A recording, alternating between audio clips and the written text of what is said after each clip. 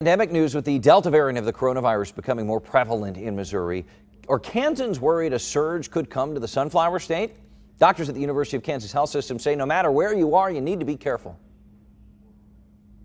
I think the Delta variant is throughout the United States. It's not in one state or another state. It's just been more talked about in Missouri because of the Springfield issues.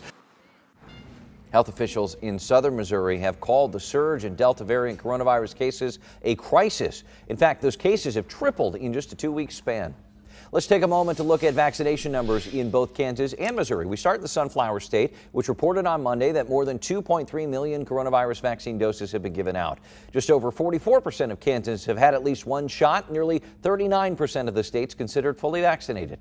In Missouri, healthcare workers have administered more than 4.9 million doses. A little more than 44% of Missourians have started the vaccination process. Nearly 39% are fully vaccinated. Today, the Kansas City VA hoping to make a dent in the numbers, hosting a vaccination clinic at the VA Honor Annex off Northern Avenue. The Johnson & Johnson vaccine will be given out. It's open now, goes until 3:30. Veterans, their families, and caregivers are eligible to get a shot, and no, you do not need an appointment to go. A promising new study says the Pfizer and Moderna vaccines could potentially provide protection from the coronavirus for years. Here's ABC's Alex Perche.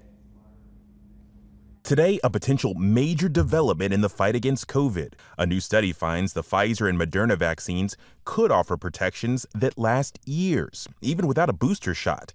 And scientists are calling it promising, but say more research is needed. The best case scenario, this probably will last for the life of the person who successfully got immunization with the 2 doses of the vaccine. The study, published in the journal Nature, shows that mRNA vaccines like Pfizer and Moderna produce high levels of neutralizing antibodies and those important B cells, another crucial part of the immune system.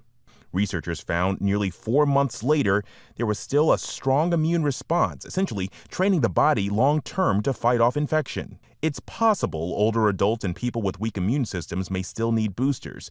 The Johnson & Johnson COVID vaccine was not considered in the study. But the wild card here is the ever-changing virus. Growing concerns about the highly contagious Delta variant now confirmed in 49 states. Hospital admissions are climbing in at least 5 states with lower vaccination rates. What you have is that people started feeling comfortable. People saw the cases, the hospitalizations down, and so the urgency of getting the vaccine slowed down.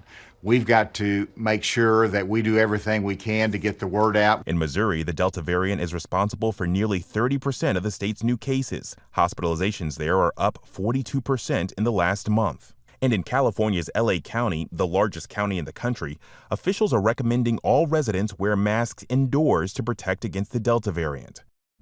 And ahead of the July 4th holiday, a new poll finds about 4 in 10 Americans still think going out to 4th of July celebrations will present a large to moderate risk to their health and well-being.